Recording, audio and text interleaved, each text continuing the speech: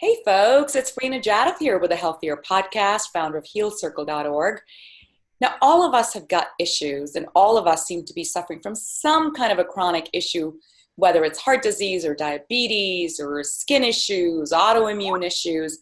And what we have found is that a lot of these have to do with how we process and digest our food. Here to talk today about Viome and his own personal journey, I'm so excited to welcome Momo Vuicic. Hi, Momo, welcome. Hello, Rena. I'm doing great. Thank you. All right, I'm going to do a little intro, not to embarrass you, but you're probably one of the smartest people I've interviewed. Um, you spent 12 years at the Los Alamos National Lab, where you were the leader of the applied genomics team. So I already feel I'm going to get smarter by the end of this conversation. You're also the founder and chief science officer of Viome, which I have used on myself twice. And we're going to talk about all the exciting updates you have to share with us. You are also the adjunct professor at the University of New Mexico and New Mexico Tech. And you also focus on product development, clinical certification, clinical research at Viome. Now, let's talk a little bit about the research you focused on, because I find it fascinating. So you focused on applying modern genomics to the areas of gut microbiome, host pathogen and microbial interspecies interactions, pathogen detection, cancer biology, which is very personal and near and dear to me because I had colon cancer, as well as toxicology, infectious diseases, antibiotic resistance, which is on the rise, forensics. You don't do enough, Momo. You could handle a few more things, I think. Yeah, so all of those topics that you listed were actually in my prior career during my academic career as a scientist. So now at Viome, even though I lead our clinical research, we're very, very focused on health topics where Viome can make the biggest impact the soonest. And so currently we're focusing on chronic diseases that have clear contribution from the gut microbiome and nutrition. And these are chronic diseases that are just so prevalent. They are true epidemics.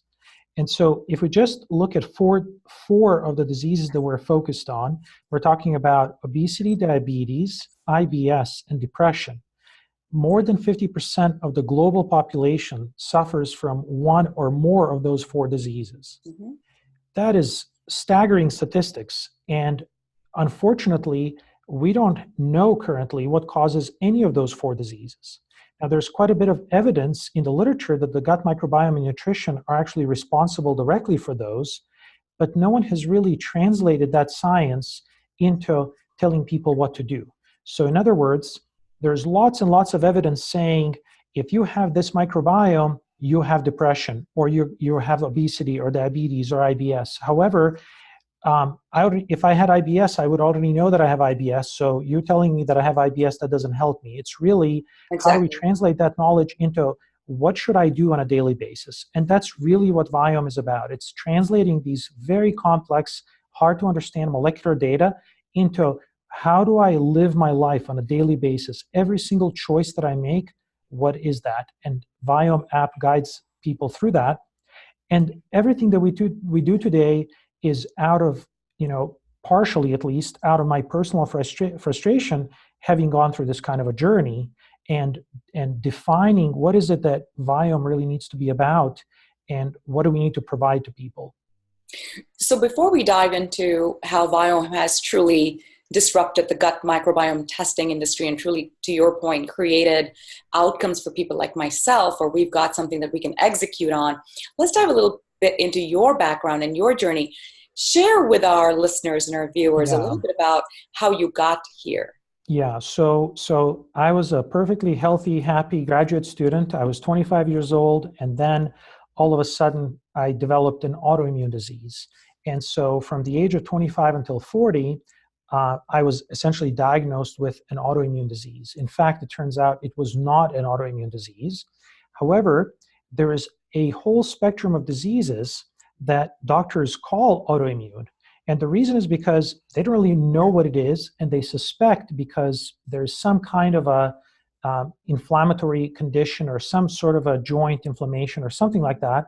They suspect there is some sort of a problem with the immune system, and so they name it autoimmune disease. And the reason for that is that then once diagnosed, they can actually prescribe drugs that slow down your immune system. And so today there are several classes of drugs. So these are non-steroidal anti-inflammatory drugs, and also steroids, and also lots of biologics. These are anti-TNF alpha therapies. So there's a whole range of drugs whose function is to essentially shut your immune system down to prevent this autoimmune disease. But no one really makes an effort to understand what causes these diseases and how to prevent the root cause. And so during my journey, which was extremely painful and long, I basically tried so many different diets. I went online. I read about all the people who had symptoms similar to mine, and I read tons and tons of blogs and articles about this. And so I tried all of these different diets. As you know, if you just say you have some sort of an autoimmune condition and you look for a diet, everyone says their diet treats all kinds of autoimmune diseases. That's right. And so I tried all these diets. It's Mediterranean diet one day, then Atkins diet another one, then all of these different diets. And did you try the autoimmune protocol diet, the AIP, as well? I did, and it does not work, unfortunately, because it has red meat in it. And so I tried vegetarian. I tried all these things. The last diet I tried was the ketogenic diet. I was really dreading it because I love carbs. But I tried it anyways out of desperation, but in my late 30s, my right hip was locking up. I was essentially heading for a hip replacement in my early 40s. And many of my other joints hurt, and I had other issues. And so I was starting to, develop all kinds of mysterious things. And so I tried the ketogenic diet, and after 3 months of being on it, I started developing memory problems, severe memory problems, to the point where I would meet a person in the morning, and in the afternoon I could not remember their name. And so I could remember their face, but not their name. And which is odd, because one of the quote unquote benefits of the keto diet is that it really helps with brain inflammation. Well, I mean, that's one of the benefits, but that's for certain people, but not for everyone, of course. And so for me, it was so detrimental that it really scared me. And I can tell you now that it took 5 years to recover from that memory loss. Wow. And so, how long did you do the diet? On the keto diet? 3 months, exactly. So after 3 months, I noticed significant memory loss, and luckily I suspected that it was the ketogenic diet, even though it's not reported by others to do that. And so I stopped the diet. I got scared of all these the different diets, and so I went back to my normal Mediterranean diet that I grew up with. But unfortunately, my condition continued to progress and get worse. And so one day in December of 2014, I read a scientific paper talking about how a molecule, which is actually a carbohydrate from mammalian food products, can be integrated into our own body and can cause low-grade inflammation, which can lead to arthritis-like symptoms, which is what I had. And so I thought, maybe this is it. And so in February of 2015, I discontinued eating all mammalian products. And within a couple of months, I realized this was it. My condition was starting to improve much better than it had been there for years. And it took about a year to heal completely from my joint pain, especially my right hip. And then it took about 5 years to heal my memory. And so now I basically have none of those symptoms, and the damage that the condition caused I had reversed. And so it turns out that my autoimmune condition was not autoimmune. I was not reacting to my own body. I was reacting to a food antigen that's present in all mammalian food products. And for the listeners, they might find this interesting and they can do some research. It's called NEU5GC. So it's spelled NEU5GC. That is the molecule. And how did that lead you into sort of the whole creation of Viome? Talk about that. So during that journey of really being frustrated and trying to find out what is wrong with me and how can I treat this differently from biologics and all these different drugs, I realized during that research, this was about 8 years ago, that the gut microbiome was really likely responsible for all these different kinds of diseases, nutrition and microbiome combined. And so I created sort of a systems biology approach that I felt was once we can join high-resolution molecular data and artificial intelligence, that we can really understand how our body functions and how nutrition and gut microbiome affect our physiology and lead from health to disease. And so what was needed was to develop a technology that actually can study the gut microbiome and the human body in a way that it had not been studied before. And so I changed completely my scientific focus from all those things you listed in my bio to focused on studying the gut microbiome. And so my team at Los Alamos National Lab developed this technology that we call metatranscriptomics, but it's basically analysis of gene expression and not genomics. And it turns out the gene expression is far more important than genomics. And I can go into that if you think your listeners would benefit from that. Yes, absolutely. Because I think, look at it from a patient perspective, right? So I've been a patient. Clearly I had gut issues at 35 because I got colon cancer. You don't get to colon cancer. It takes 8 to 10 years to manifest out. So clearly I've had gut issues for decades before it manifested into something pretty severe and dangerous. So with that said, as a patient, I've tried to keep up with, the diagnostics and the genomics and all of these different tests that are in the market. So as a patient, it gets confusing to understand, well, what is the difference? Yeah. So let's talk about that. Okay, so let me give you some examples that I like to give about the difference what Viome does versus what everyone else does. So everyone else studies the DNA or genomics. And so let's talk, and whereas we study RNA or transcriptomics or metatranscriptomics, depending on the type of analysis. And so let's talk about that for a second. So if you look at your body or any human body, every single cell in our body has the exact same DNA sequence. That's our genome that we inherited from our mom and dad. And so if you were to sequence your kidney cells and your liver cells and your brain cells at the DNA level, they would be absolutely identical. And so DNA is not very informative in distinguishing tissues that are vastly different. Brain, liver, and kidney are vastly different in what they do. They look differently and they perform vastly different functions, yet every single cell in those tissues has the same DNA copy. However, if you analyze the RNA of those three tissues, the RNA is going to be vastly different. And the reason is because the gene expression in those three tissues is very different. So kidneys, of the 22,000 genes that we possess in our genome, the kidneys express maybe 2,000 genes that perform functions that are needed to be performed by the kidneys. Liver cells express a totally different set of genes, and neurons in our brain express yet a totally different set of genes. So every tissue in our body only expresses the genes that are needed for the function of that tissue, even though they contain genes that every single cell in our body contains. So now let's translate that into a microbe, okay? So let's talk about an E. coli. So when you hear the words E. coli, does that sound good or bad? Definitely bad. Good microbe? Very That sounds bad, right? People are afraid of E. coli because it kills people. But let's talk about E. coli. So what E. coli means is it refers to the species of bacteria. And that species contains thousands of different strains of E. coli, okay? And so let's talk about species and strains. So for example, a coyote and a wolf are different species, and they're quite different. A wolf and a dog are the exact same species. They're two different strains, and yet they're very different, right? Running into a pack of a pack of wolves versus running into a pack of dogs is a very different experience because they're very different.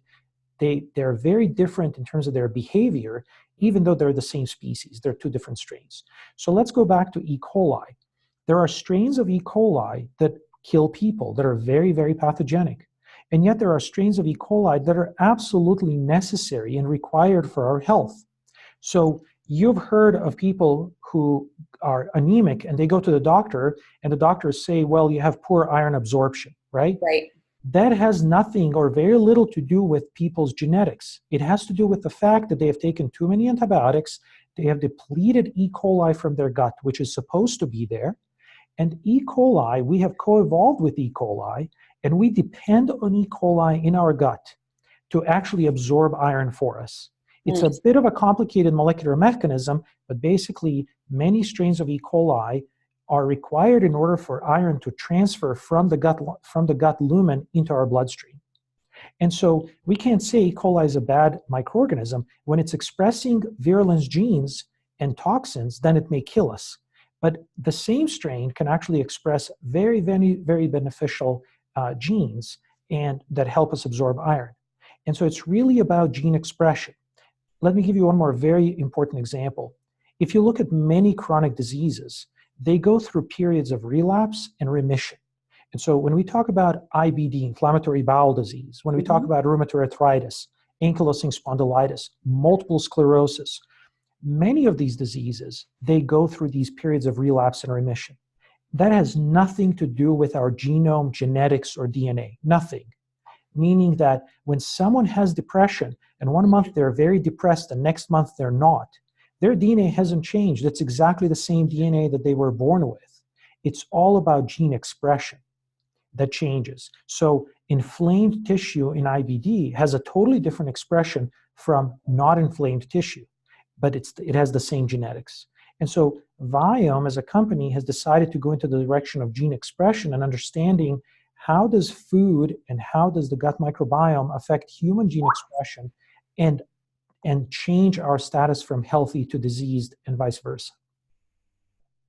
Thank you so much for giving us that quick intro into how this entire digestive process works, because I don't think we've truly understood.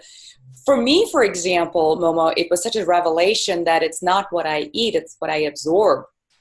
And what I absorb is a highly complex process, which involves how healthy my villi are, how good the microbiome that I have, what's the diversity like? Because if I don't have the right diversity, then it doesn't matter how much kale I'm eating, I'm not digesting it, I'm not absorbing it. That's right. There was another interview that I did with Dr. Zach Bush, who's doing some wonderful things. He's got a product called Restore as well, which kind of builds that interconnective communication. Because again, if they don't communicate well with each other, we again end up with having a lot of really high quality vitamins and foods just sort of sitting there in the gut, not doing anything. And so thank you for sharing this with us. And for those of you out there who are dealing with gut issues, please understand it's not as simple as start drinking green juice or, add this food. It's really first taking a big step back and really understanding what does my gut look like and what's missing and what do I need to add and what can my gut handle today? So Momo, lead us into that conversation now. Describe how Viome works. Yeah, that's a huge topic. So the way I want your listeners to understand gut microbiome is the way that we should think about it and not the way the rest of the world thinks about it. So if you look at any other gut microbiome company, they're doing genetic testing of the microbes, which means all they can say is who is there, and that's it. They just know who is there.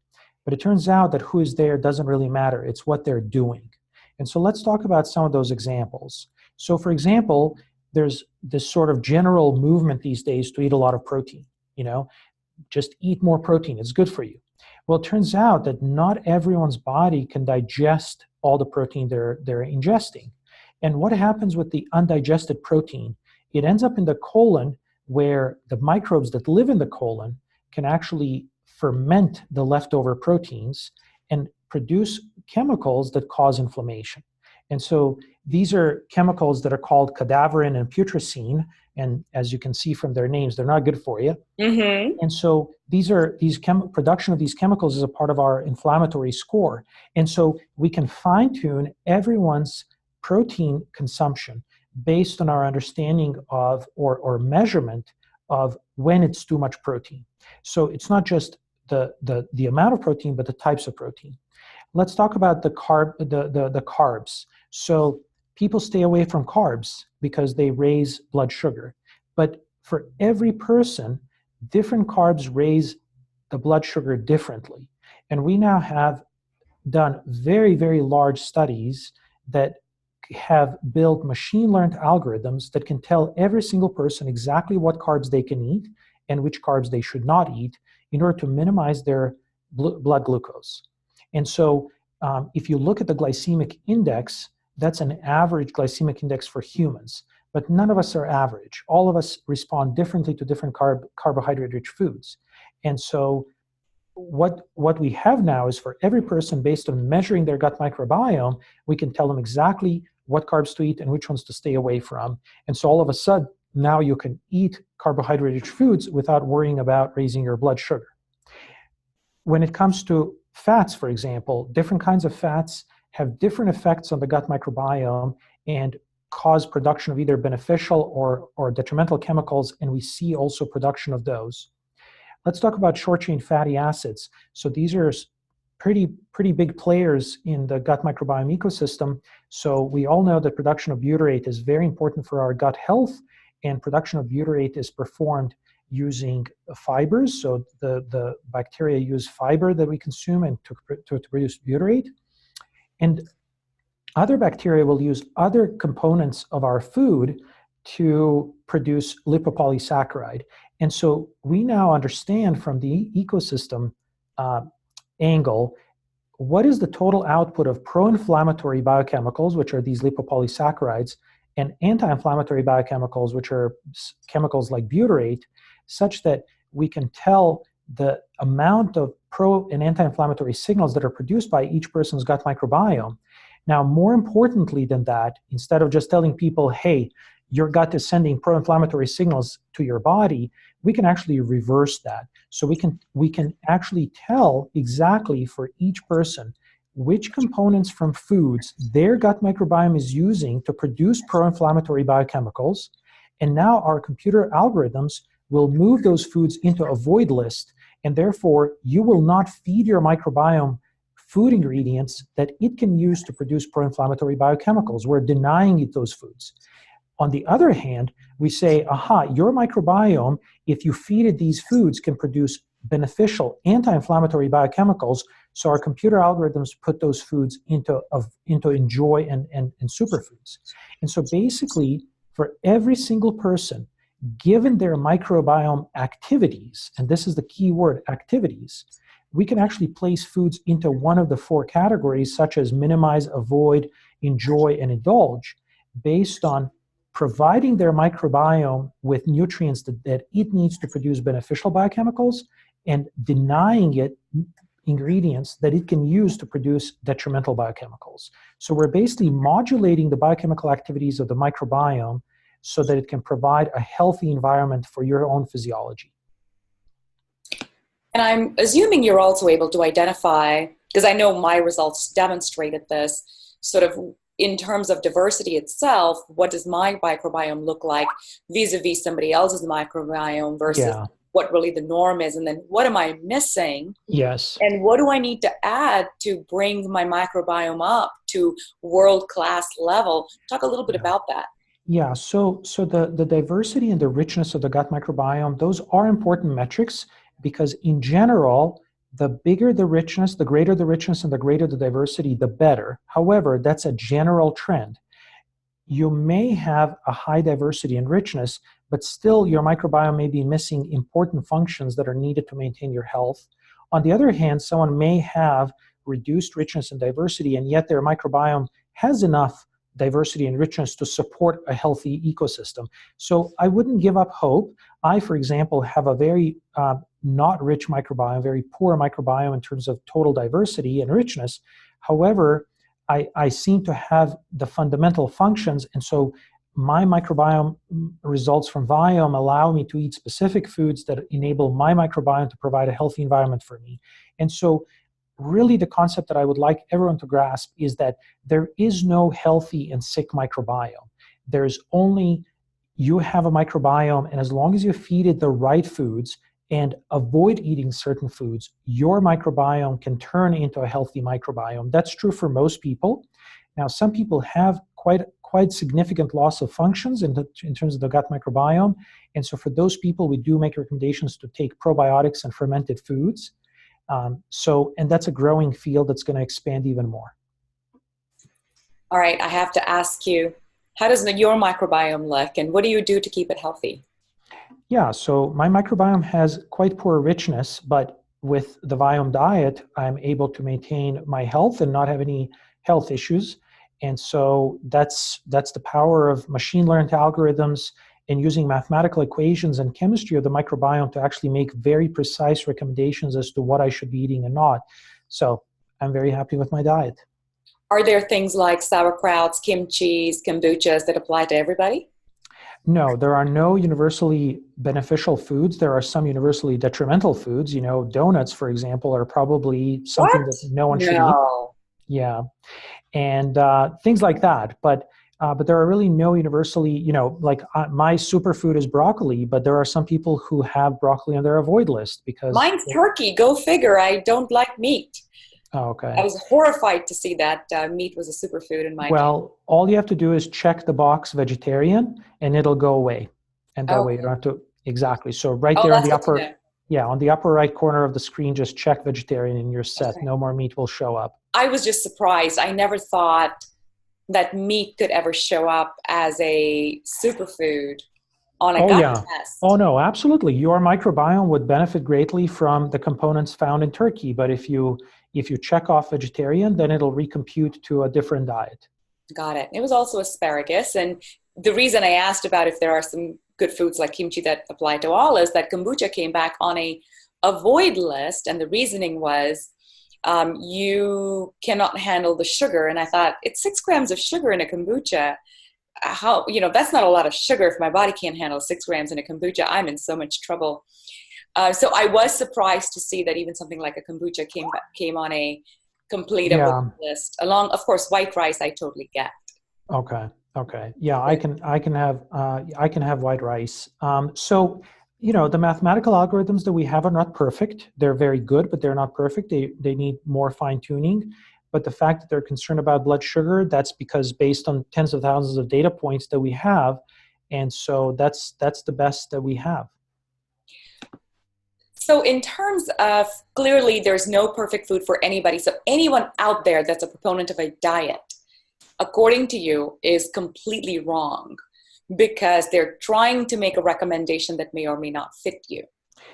Yeah, so it's possible that you can identify one of these predetermined diets as beneficial for you, and whatever condition you may have, it may go away. However, you really don't know if it may be causing other things. And so just recently, a paper was published on paleo diet, which is very similar to ketogenic diet, showing that heart disease metrics actually get worse after following that diet. And so yes, in the short term, any one diet may make you feel better, but you don't really know if 10 years later you will develop another condition due to that Exactly. diet. And Exactly. so, and the reason you don't know that is because you don't have any asymptomatic markers to look at, whereas our very deep and very high resolution insight into the gut microbiome and soon uh, our blood systems will be able to tell you exactly what works for you and what not. And so there is no one diet that's good for everyone, and we shouldn't really bin diets into these prescribed bins. It's really all about, there are hundreds of different ingredients, and if you break down those ingredients into molecules, your microbiome doesn't care that we call something asparagus or wheat or rice. All it cares about is what are the molecules found in those foods, and what can I use those molecules for energy for me. Right. And for us, what's important is what comes out at the other end. What is the product of that chemical reaction that the microbes use to convert our food into energy? And is that chemical reaction producing something beneficial to us or detrimental to us? Here's something that I find very interesting that I wonder if you've done, and if not, if it's something that you would be doing in future, which is testing the same sample population across seasons. Because again, if I step back and I look at how our body functions across different seasons, and if you look at the science of Ayurveda, which now is getting validated with science, demonstrating that yes, a lot of what they knew thousands of years ago was actually now coming out to be proven true. With that said, my Yeah. gut microbiome in summer might actually look and react very differently to the foods than how it might behave in winter. And so could we even say, well, really you need to have a better sense of how your microbiome behaves across seasons? Is that something you've tested Yeah. for? Yeah, so we have quite a bit of data on that. And so it turns out that seasonal changes in the gut microbiome are more pronounced in area that live more rural life and more depending on the agriculture, where they consume foods that are found in the open air markets and foods that they produce themselves. And so, however, in modern Western countries, like the United States, we have all foods available 12 months a year. And so we don't really have gut microbiome changes that change with seasons. However, I do want to say that as we age and as we consume different foods that contain different amounts of antibiotics and preservatives, and as we go through, for example, GI infections, and as we go through potentially antibiotic use, those kinds of events in our lives will lead to changes in our gut microbiome. And so over time, independent of the seasons, we observe changes in the gut microbiome. And as our gut microbiome changes, we have to adjust our diet. And so a diet recommendation today may not be valid 3 months from now, because your gut microbiome may change in those 3 months. Mm-hmm. And so now your gut microbiome is different, which means you have to feed a different diet in order for it to stay healthy and keep you healthy. Exactly. So let's talk a little bit about, so far we've talked about how the gut microbiome behaves and what we need to be aware of, and the fact that clearly not one diet fits all. And so for true health, we really have to first understand what our starting point is. Now, I want to reconfirm with you, the gut microbiome can be improved. So just because you have a starting point doesn't mean that's your end point. It means it's a starting point. So you follow the Viome recommendations, and then you get retested. And as I understand, you get retested in 90 days. Is that correct? Yeah. So our current program is such that our service currently, when people subscribe to it, lasts 90 days. So for 90 days, we provide recommendations. And after that, people have to retest in order for us to update their recommendations and provide them with the actual precise recommendations for their new microbiome, because likely it will have changed over the previous 3 months. Yes. Got it. Before we dive into food sensitivities, I actually do have a question around, we've talked so far about how we can help our gut microbiome, but we know that there are things that we are all doing that actually hurts the gut microbiome. So I could, again, eat a lot of asparagus, which is my superfood, but if I'm on antibiotics, well, that's not going to help. Yes. Could you share, so now everybody knows about antibiotics because there's been a lot of discussion about it in the main media. Yep. Antibacterial soaps, those little alcohol wipes, those are terrible. Yes. Oral mouthwashes, those are terrible. Those are terrible, absolutely. What would you add to those three? Yeah. Of course, glyphosate. We know that that's a toxic killer of bacteria, so you don't want to be ingesting things that have been sprayed with it. Yeah. What would you add to those four? Yeah, so those are all the obvious ones, but let's talk about the hidden dangers. And so every time that you buy non-organic food, and especially if it's meat, you're likely ingesting antibiotics, even though they don't have to disclose that they are antibiotics. So for example, you go to the store and you find a meat product that's called all natural, right? Natural chicken. Your first thought is, oh, wow, that's great. That's probably very clean, doesn't have any antibiotics. It turns out that the food industry has convinced the FDA that the definition of natural for food products is that you do not modify the food after the animal has been slaughtered. So what that means is that you can feed a chicken large doses of antibiotics until the minute that it is slaughtered. And at that point in time, you don't add anything to that meat, and you can call that chicken natural, whereas it is loaded with antibiotics. So that's a total way to cheat people out of understanding what they're actually consuming. And so if you're consuming non-organic chicken, you're likely consuming large amount of antibiotics that are going to change your microbiome very quickly and potentially destroy the diversity and destroy specific members of the microbiome that are needed for healthy functions. And so to me, that is the biggest problem currently. In addition, if you look at the ingredients list, they will mention things like sodium benzoate, and then in parentheses, they will say to preserve freshness. And what does that mean? They added sodium benzoate during manufacturing process, which kills bacteria. So it's an antibiotic, but they don't call it antibiotic. They just say to preserve freshness. What that allows the food industry is to produce that product much more cheaply than if they didn't have it. Because if they didn't have that sodium benzoate, they would have to have clean facilities where they have to worry about contamination. With sodium benzoate, they don't have to worry about it. And so they add sodium benzoate to prevent contamination and make the process cheaper. But what happens is now you're ingesting that sodium benzoate every time you drink a Coke, a can of Coke, or every time now they put it in canned foods, in jarred foods, in preserved foods. Here's one really frustrating example for me. You go and you go to a store and you look at sauerkraut in a normal, non-organic grocery store, and there are 6 different brands of sauerkraut. All 6 have sodium benzoate. And so what do? They actually potentially fermented the sauerkraut, right? And right before packaging it in jars, they added sodium benzoate, which not only kills those bacteria, but they now, when you ingest it, you kill your own bacteria in your gut microbiome and your oral microbiome, which means you go to the store to buy sauerkraut to enrich your gut microbiome, but you actually cause an opposite effect of that. And that's really, really a shame. And so these are the kinds of hidden things wherever you see to preserve freshness, whenever you see an ingredient that it takes a chemist to understand what it is, you should not be consuming it. You make a choice that if you are going to you make a choice. I'm not going to eat this food. I would rather skip a meal or not consume it at all than consume it and destroy my microbiome.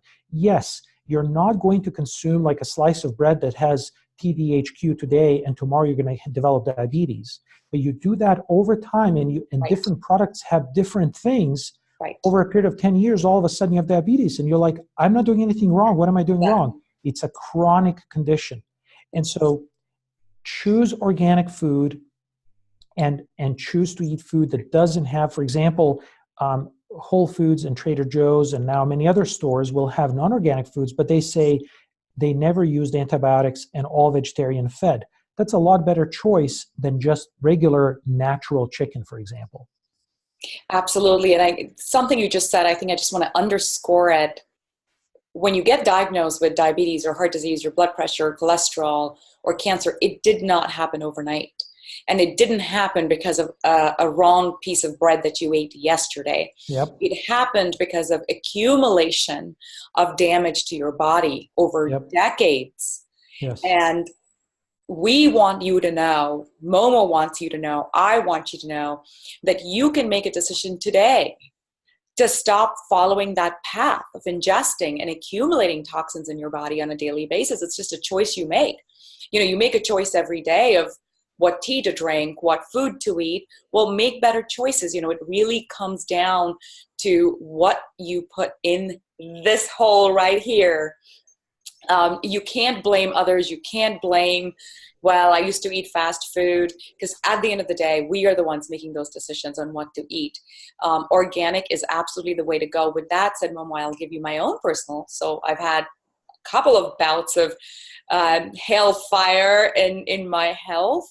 And yet, I went to Chicago it was my daughter's 20th birthday. And so, of course, we went out to celebrate. My husband found a wonderful organic, gluten-free restaurant, but their desserts were not. And I'm a sugar fiend. And I said, I'm celebrating my daughter's birthday. How can I not eat this very non-organic, very dairy-filled, gluten-filled, and God knows what else filled, cake pie? And so I resisted as long as I could. I couldn't resist anymore. I dove right into it, ate it. This is going to happen. We're human beings, right? Even with lots of health issues, at the end of the day, we're human and we're going to give in here and there.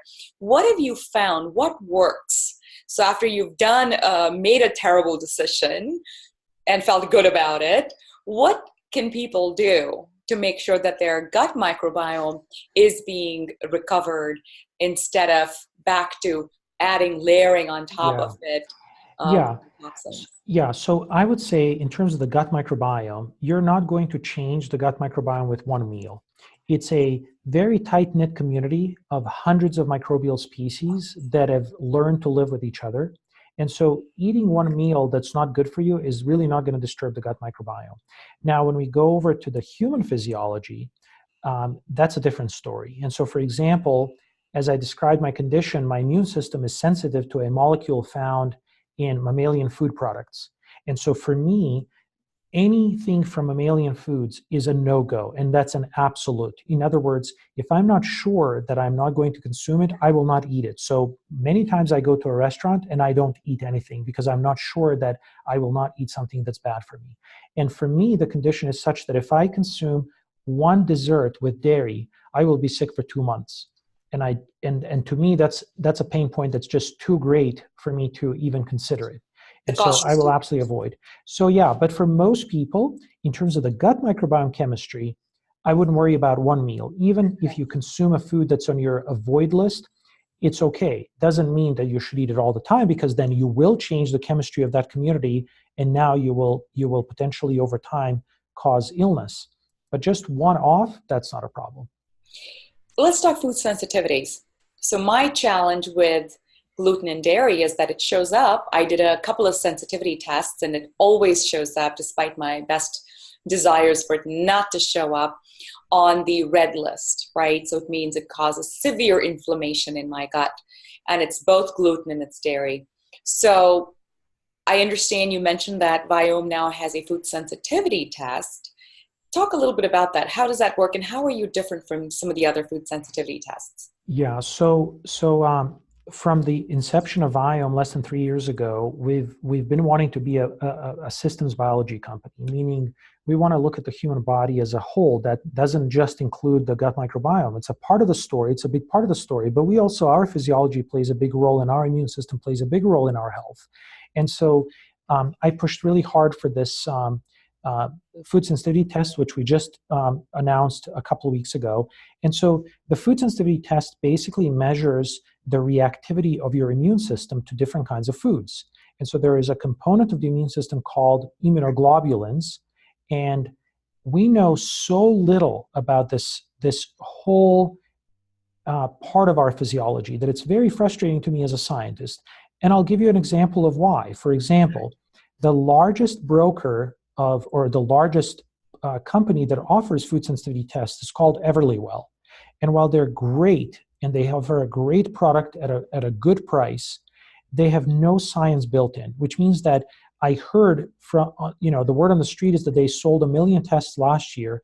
They have no mechanism, no system, and no desire to actually learn from it, which is why the medical community continues to say that there is nothing there, that's all food science. In fact, if you Google food sensitivity tests, top 20 hits are all about how this is pseudoscience. Yep. And the reason it's pseudoscience is because no one's put science into it. And so what we've done at Viome, before we even released it, we have integrated into our machine learning and into all of our data systems. So it's integrated as a systems biology approach. And so now, not only are we giving the test results to our customers, but we're following customers over time, and we're looking at what conditions different food sensitivities are consistent with, and when those conditions go up, how does that affect food sensitivity, and vice versa. Over time, we will learn very, very precisely which sensitivity in which person, when combined with other features that we're measuring, actually causes certain conditions. And I'll tell you my personal story. I had acid reflux for years. And I mean, this is so horrific because we don't know what causes acid reflux. Isn't that amazing? $1 trillion has been invested into PPIs and drugs that suppress acid reflux. But no one has said, wait a minute, what causes this? And why don't we get rid of the cause so that we don't have to put drugs on top of it? And so a phenomenal thing happened to me, that I had acid reflux. And, for listeners who've had it, you're popping Tums all the time. You're sleeping, sitting up. It hurts all the time. And you're frustrated because how can this be happening? I'm eating healthy. Why is this happening? And so I did our food sensitivity test very, very early on, 1.5 years ago, when we were just developing it. And of the 40 foods, I was only sensitive to black pepper. Wow, that's interesting. I love black pepper and I enjoy it. I eat it daily. How can this be? I discontinued eating black pepper, and 3 days ago, my acid reflux went away, and it has not come back. And now I've tested myself several times. Wow. My acid reflux is not just sensitive to black pepper, it is dose dependent. The more black pepper I eat, the more acid reflux I feel. And so now there's a connection between our immune system and acid reflux that no one knows about. But just because we don't know about it doesn't mean that it's not there. And so we're going to get to the bottom of how this works. And we're going to be able to really integrate it into our entire Viome recommendation engine and be able to add it in our precise, personalized, precise nutrition, and really be able to help more our customers than just individually offered tests. We already do that today. Before we released it, we integrated, we learned, we did beta testing. And so already our test is much more powerful because it's integrated with all of the recommendations that have to do with the gut microbiome. And this fall, we're going to release a third test, which is a blood transcriptome test, where we look at, remember, gene expression? We're going to be looking at gene expression for thousands of human genes in human blood. And so we now not only measure the immune system and the gut microbiome, but our own physiology at a very deep and very accurate level. And so really with the systems biology approach, we'll be able to understand diseases like no one has understood them, and more importantly, be able to reverse the chemical imbalances that lead to those diseases so we can not only prevent them, but potentially reverse them. And that's really, really exciting. It's very exciting, especially, I mean, we're just about to launch the Defeat Diabetes program, which is a 14-day program with the amazing Dr. Vij. And, as I look at my own Viome results, it's pretty clear which are the foods that Viome is saying, well, look, you can't handle the sugar from this, so don't eat it.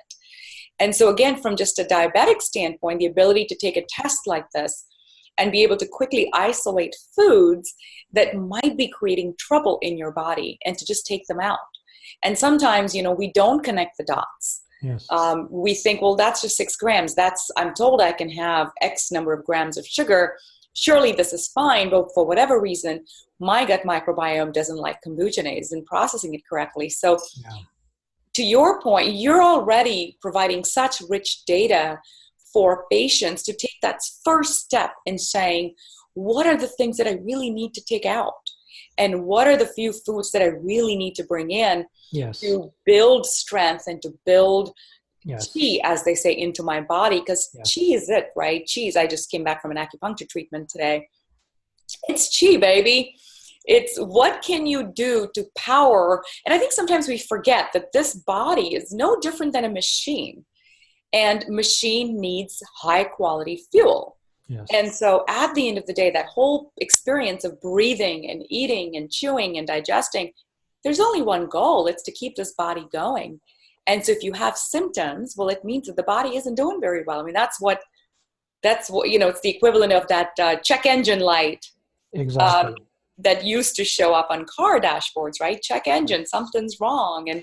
But even before the check engine light comes on, even before the symptoms are visible, there's decades prior to that you can actually do something about it, meaning feed your microbiome exactly what it needs to maintain that health so that you never develop symptoms. That's really our goal. That's the goal. Looking 2 to 5 years from now, Viome will be tracking more than 1 billion people over time and teaching them what to eat exactly so they never develop heart disease, they never develop any of these chronic diseases, and they will have the data based on their own measurements to know that that's the case.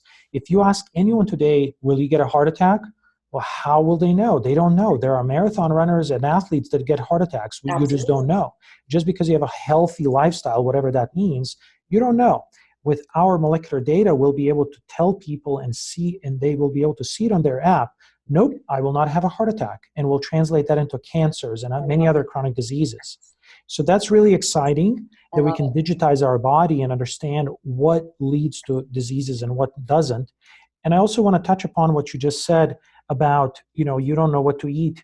So the main advantage of our food sensitivity test over other companies is that if you do a standalone food sensitivity test, it may tell you that you're sensitive, let's say, to 4 different foods. So out of hundreds of different foods, all you know is, I need to avoid these 4 foods. But what do I actually eat? Well, you don't know that. It doesn't tell you. It only tells you those few that you should avoid. What Viome does is, based on the gut microbiome test, we tell you what you actually should eat out of those hundreds of foods. And that's a really fundamental difference, because just because you don't have food sensitivity and your immune system doesn't react, doesn't mean that those other foods are good for you. It does not mean you can eat everything else. As I described with protein, and well, there's too many examples to list, but yes, that's a big difference. That leads to a question, actually. How many foods do you test for? We test for 40 foods currently. And the reason we limited it to 40 foods is because it's a very affordable test. I think it's a $50 add-on. So it's the least expensive food sensitivity test on the market.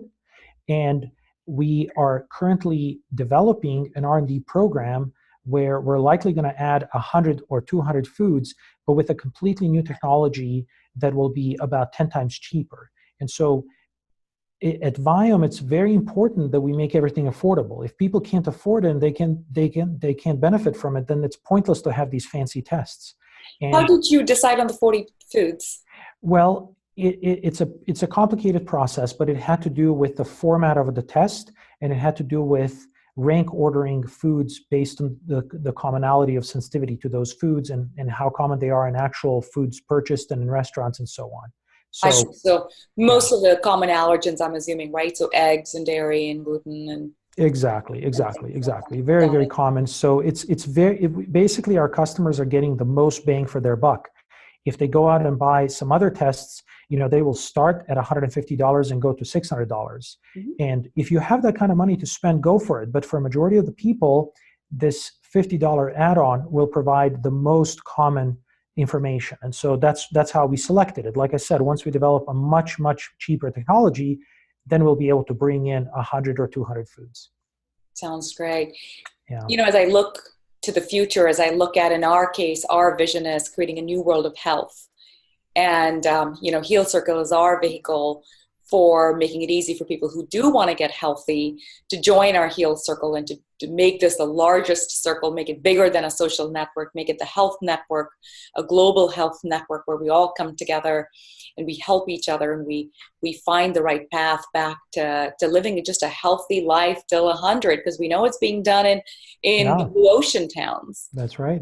So there's absolutely no reason why all of us can't, live that very healthy life.